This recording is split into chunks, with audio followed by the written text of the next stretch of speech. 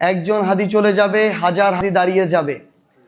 আবার সেই হাজার হাদিকে যদি আঘাত করা হয়, লক্ষ হাদি দাঁড়িয়ে যাবে। ওসমান হাদি ভাইয়ের জন্য আমরা দোয়া চাইতে এসেছি।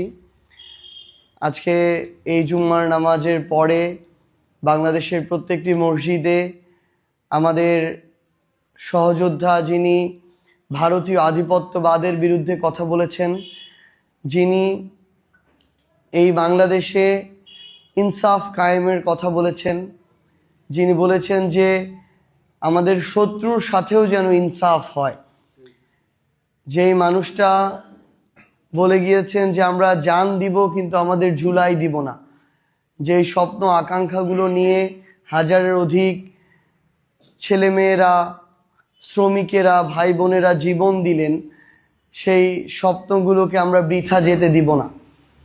তো আমাদের সে ভাইদের তার জীবন দিয়ে তিনি এই প্রতিদানটা রাখলেন, কিন্তু এখন আমাদের উপরে, আমাদের কাঁধে সেই দায়িত্বটা এসেছে যে সারা বাংলাদেশের প্রত্যেকটি প্রান্তে আমরা যেন এক একজন ওসমান হাদি হয়ে উঠি।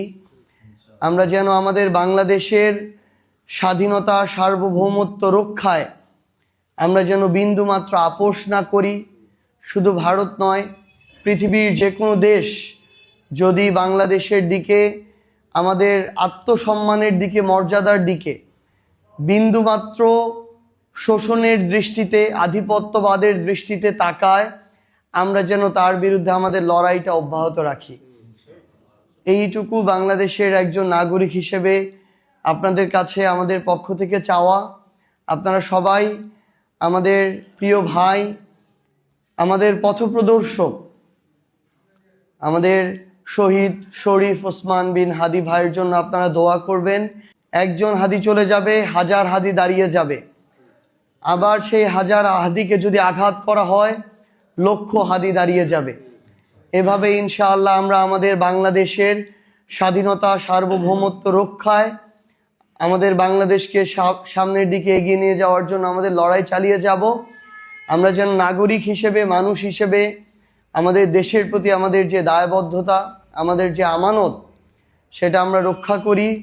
এবং আমরা প্রত্যেকেই যেন একজন মানুষ হিসেবে আরেকজন মানুষের সাথে ইনসাফ যতটুকু করা উচিত, সেই ইনসাফটুকু যেন আমরা করতে পারি, এই বার্তাটুকুই আমাদের নিতে হবে।